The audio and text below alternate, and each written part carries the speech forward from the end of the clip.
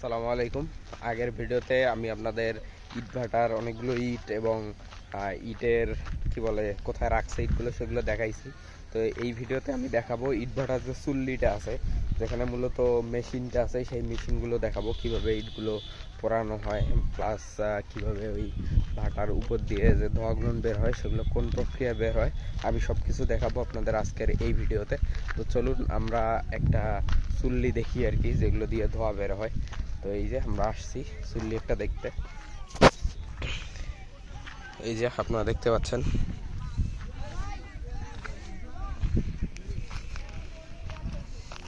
এই যে আপনারা দেখতে পাচ্ছেন একটা চুল্লি টাইপের জিনিস, এটা দিয়ে ধোঁয়া আর কি বিভিন্ন জায়গায় ট্রান্সফার করা হয়।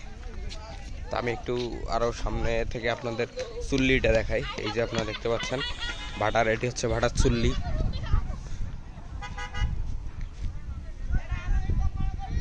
তো ভাটার চুল্লিটা আপনারা অলরেডি দেখে ফেললেন, আমি এবার আপনাদের দেখাই যে কোথায় ইটগুলো সাধারণত পোড়ানোর যে বাষ্প ইঞ্জিন, সেই ইঞ্জিনটা কোথায় থাকে আমি সেটা একটু আপনাদের দেখাই। এই যে এই জায়গাটা আপনারা দেখতেছেন, এখানটায় মূলত মেইন মেকানিজম আর কি। এই যে আপনারা যে এখানে দেখতে পাচ্ছেন, এখানে একটা আলাদা যন্ত্র ব্যবহার করা হয়, ওটা এখানটায় সরানো হয় এদিক ওদিকে। যন্ত্রটা এখন এখান থেকে সরাই ফেলা হয়েছে, সে কারণে আপনাদের দেখাইতে পারলাম না। আর এটি হচ্ছে মূলত সেই মেশিন আর কি, যেটা স্টার্ট করে এই সম্পূর্ণ ভাটাটা মানে রান করা হয় আর কি। এই যে আপনারা দেখতে পাচ্ছেন এখানটায়, এই যে এখানটায় যে দেখতে পাচ্ছেন, এখানে কিছু কি বলা যায় ওগুলাকে, মানে রশি টাইপের জিনিস থাকে আর কি, যেগুলো দিয়ে এটাকে ঘোরানো হয়। এটা মূলত একটা টারবাইন টাইপের জিনিস। এই যে আপনারা যে এখানকার এই জিনিসটা দেখতে পাচ্ছেন, এখানে একটা টারবাইন টাইপের জিনিস আছে।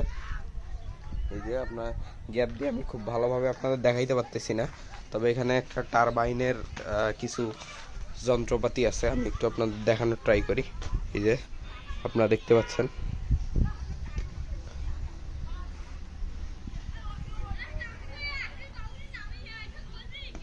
তো এই টারবাইনগুলো ঘুরেই মূলত ইট ভাটার ধোঁয়াগুলো আছে সেগুলো এখান থেকে বের করা হয়।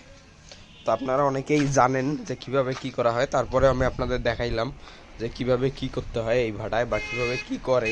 আপনাদের অনেকের মনেই ধোঁয়াশা আছে যে কিভাবে কি হয়।